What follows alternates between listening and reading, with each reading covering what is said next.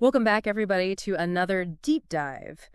Today we're going to be kind of exploring some recent developments in the global monetary system. Okay. Specifically, we'll be looking at the expansion of the BRICS economic bloc. Right. We've got three really fascinating sources for this. Oh, cool. Two articles, one from GIS Reports and another one from The Diplomat, Okay. and then also a report from the International Bar Association. Awesome. So get ready for blockchain, a little geopolitical intrigue, and maybe even a glimpse into the future of global trade. Yeah, it's definitely a pretty dynamic landscape right now. Yeah. A lot of moving pieces for sure. The timing of everything is fascinating, right? Yeah. The IMF is holding its 80th anniversary meeting, right? Celebrating 8 decades of influence on the global stage. Mm-hmm. And at the same time, we have this BRICS summit where this group of emerging economies seems to be signaling like, hey, we're ready to play a bigger role. Yeah, it is an interesting juxtaposition for sure. Right.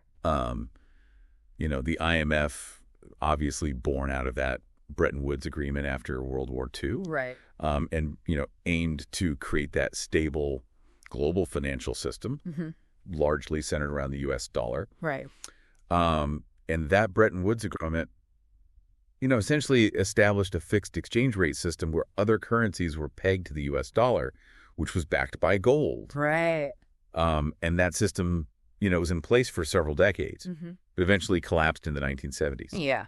However, the IMF continued to play a significant role in managing global financial stability, Right. often acting as a lender of last resort for countries facing those economic crises. And now we have BRICS. Yeah.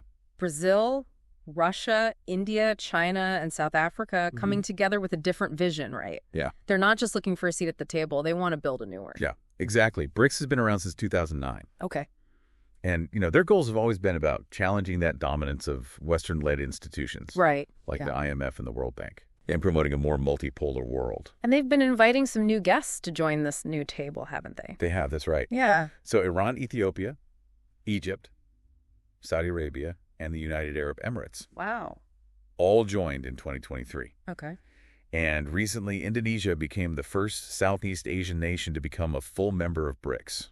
Indonesia joining that, it feels significant. It is. Why is that such a big deal?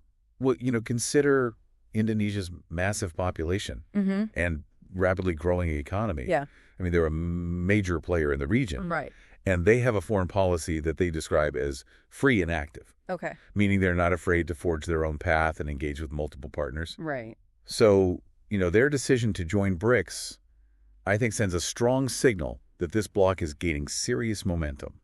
It sounds like it's not just about these individual countries, but about a whole region starting to look towards BRICS. Yeah. What's driving this growing interest, especially from Southeast Asia? So there's several factors at play here. First, there's a growing sense among many developing countries that the current global financial system, largely shaped by Western institutions, Right. isn't serving their interests as well as it could. Okay. They feel that, the decision-making power within these institutions often lies with developed nations. Okay. Second, with rising global tensions and uncertainties. You're right. Countries are looking for ways to diversify their partnerships and reduce their reliance on any single power, particularly in light of current geopolitical events. Right. BRICS offers that potential. Okay, this is where it gets really interesting. Yeah. One of our sources mentions something called BRICS Pay, Okay. a potential rival to the SWIFT network, Right. which, for those who need a refresher, is that system banks use worldwide for secure cross-border payments. Right. BRICS Pay is being envisioned as an international payment system based on blockchain technology. It's certainly ambitious. The idea is that BRICS Pay would allow countries to bypass the U.S. dollar and trade directly using their own currencies, Wow. potentially cutting costs, increasing efficiency, and perhaps even offering a degree of protection from those Western sanctions. Hold on, blockchain, Yeah. like cryptocurrency. Yep. Help me understand how this would actually work. Okay, so imagine like a digital ledger, Okay. like a giant shared spreadsheet, Okay. accessible to everyone in the network. Mm-hmm. Each transaction is recorded and verified on this ledger, Right. making it incredibly secure and transparent. Okay. And this eliminates the need for intermediaries like banks Mm-hmm. to process and verify transactions, which can be costly and time-consuming. So instead of converting currencies through the U.S. dollar, countries could essentially swap digital tokens representing their own currencies, cutting out a lot of the middlemen and fees. Yeah, transactions could be much faster and cheaper. Okay. Some experts suggest that BRICS Pay could reduce transaction fees by up to 50%, saving businesses millions annually. That's huge. But could this system really challenge the SWIFT network and the dominance of the U.S. dollar in global trade? That's the big question, isn't it? Yeah. Our sources highlight a range of expert opinions. Okay. Some are skeptical, pointing to the massive challenge of getting so many countries on board with a completely new system. Right. And ensuring its stability and security. Right. They also raise concerns about potential regulatory hurdles and technical complexities. Okay. Others are more optimistic, arguing that the potential benefits, especially for developing nations, are too significant to ignore. So it's not a guaranteed success, but it's definitely a development worth watching closely. Absolutely. What would this shift mean for the average person? Yeah. Would we all be using digital tokens instead of dollars to buy our groceries someday? Yeah, it's probably too early to say for sure. Right. The future of BRICS Pay will depend on many factors, Mm-hmm. including how quickly the technology develops and the level of global adoption. Yeah. The political landscape will also play a crucial role. Right. But the very fact that BRICS is seriously exploring this alternative shows how much the global financial system is evolving. Yeah, for sure. Things are changing. Absolutely, and we'll keep an eye on it. Yeah, definitely. We'll be right back after a short break. The potential impact of this BRICS expansion and these alternative financial systems goes far beyond just transaction fees. Right. It raises some fundamental questions about the future of global trade and, the balance of economic power in the world. Right, because a shift away from the U.S. dollar as the dominant global currency would have huge ripple effects, wouldn't it? Oh, absolutely. What are some of the potential consequences of this BRICS expansion as highlighted in our sources? Well, one of the biggest concerns is the potential for increased global fragmentation. Okay. The article from GIS Reports, in particular, paints a pretty stark picture. Instead of a more interconnected, globalized world, we could see a retreat into these separate economic blocks, each with its own set of rules, its own dominant currencies, its own alliances. So instead of a single integrated global economy, Yeah. we might end up with a world divided sort of like rival teams. Yeah. One captained by the G7, Right. still heavily reliant on the U.S. dollar, and the other led by BRICS, Yeah. perhaps pushing their own systems like BRICS Pay. Yeah, that's a simplified way of looking at it. Right. But it does capture the essence of this potential fragmentation. Yeah. And, it's not just about economics either. Right. It's about geopolitics, too. Right. We've already seen how conflicts and political alliances can, create divisions in the world. Yeah. And the expansion of BRICS, especially with the inclusion of countries like Iran, could deepen those divisions. That's a sobering thought. Yeah. What about the countries that rely on trade with both the G7 and BRICS? Right. If the world splits into these separate blocks, Yeah. wouldn't those countries be caught in the middle? Absolutely. Yeah. Our sources really emphasize the complexity of this situation. Right. Many countries have deep economic ties with both sides. Right. Forcing them to choose one bloc over the other would be incredibly disruptive. Yeah. Not just for their economies, but for the global trading system as a whole. It seems like this fragmentation goes against the whole idea of globalization, doesn't it? Well, yeah, in theory, yes. Yeah. But it's important to remember that globalization hasn't always been a smooth or equitable process. That's true. It's had its critics from the start. Right. People who argue that it benefits the wealthy and powerful at the expense of the poor and marginalized. That's true. Not everyone has benefited equally from globalization, and some countries have felt left behind. Exactly. Yeah. So while the potential for fragmentation is a real concern, it's crucial to understand the broader context here. BRICS isn't just trying to disrupt the existing system for the sake of disruption. Right. Their push for these alternative systems stems from a desire for greater autonomy and influence on the global stage. Yeah. A response to what they perceive as imbalances in the current system. So it's more nuanced than simply saying BRICS is trying to be the bad guy here. Much more nuanced. Okay. Yeah. It's about, different visions for how the world should be structured and who should have the power to shape those global economic rules. Right. And it's important to remember that even with this potential for fragmentation, there's still a high degree of interdependence in the global economy. Right. Countries will still need to cooperate. Yeah.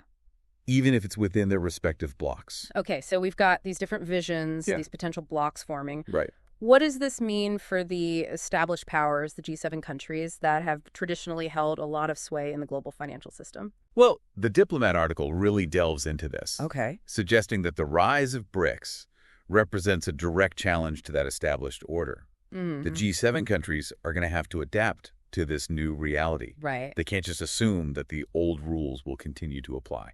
So it's not just about BRICS potentially creating their own system, Right. but about the impact those systems could have on the existing power dynamics. Precisely. And this raises the question of potential tensions Yeah. and even conflict between the G7 and BRICS. Are we talking about like economic Cold Wars, Yeah. like constant rivalry and tension between these two blocks? It's certainly a possibility. Yeah. Our sources, particularly the report from the International Bar Association, highlight the potential for increased friction, Right. especially if both sides adopt more protectionist policies, Yeah. trying to shield their own industries and markets. Protectionist policies like tariffs and trade barriers, Right. those usually don't end well, do they? Not typically. Yeah. They can lead to trade wars, which hurt businesses, consumers, Right. and ultimately slow down economic growth. Yeah. It's a lose-lose scenario in many ways. Yeah. But it's also important to acknowledge Right. that protectionist policies are sometimes implemented Yeah. with the intention of safeguarding domestic industries or jobs. Right. It's a complex situation with no easy answers. Yeah. On the one hand, we have this potential for greater fragmentation, tension, and economic rivalry. Right. But is there another path? Yeah. Is there a possibility for a more cooperative future? Wow. Even with these different visions for the global financial system? There's always hope. Okay. And there are definitely opportunities for dialogue, negotiation, and finding some common ground. So maybe it's not about choosing sides, but about finding ways to bridge these different visions for the global economy. That's the ideal scenario. Yeah. It requires both sides to be willing to listen to compromise Right. and to recognize that a win-win scenario is possible. It's a tall order, but not impossible. Okay, so we've talked a lot about the potential macro level impacts. Yeah. But let's bring this down to a personal level. Okay. What does all of this mean for us? Right. For everyday people trying to navigate this increasingly complex world? Yeah. How might these global shifts impact our lives, our financial decisions? That's a crucial question. Yeah. And it's what we'll explore further in the final part of our deep dive. Okay. We'll look at how these potential changes in the global financial system could affect everything, from the price of your morning coffee Okay. to the stability of your retirement fund. We've been talking about some pretty big shifts in the global financial system, BRICS expansion, the potential for fragmentation, even this intriguing idea of BRICS Pay. Right. Now I'm ready to get down to brass tacks. Okay. What does all this mean for me, for my wallet? Yeah. How might these changes actually impact my everyday life? That's the question we all want answered, isn't it? Yeah. Where we can't predict the future with certainty. We can explore some potential scenarios Okay. based on what we've learned from our sources. Okay. Let's start with something we can all relate to, prices. Okay, shimmy with it. Okay. If the world becomes more fragmented with more protectionist policies and those dreaded trade wars, Yeah. what happens to the cost of, say, my imported cheese? Right. You know, that delicious stuff from a country that might be aligning more with BRICS? If tensions escalate and those protectionist measures kick in, you might see tariffs added to those imported goods. Okay. That means the importer has to pay more, and that cost often gets passed along to the consumer. So my fancy cheese could become even more expensive. It's a real possibility. That's not good news. A more fragmented world could lead to higher prices Right. for a range of imported goods, Okay.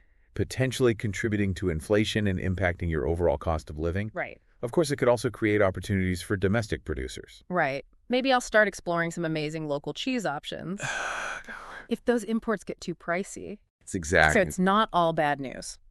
There's always a flip side to these things. Yeah. Increased demand for local products Right.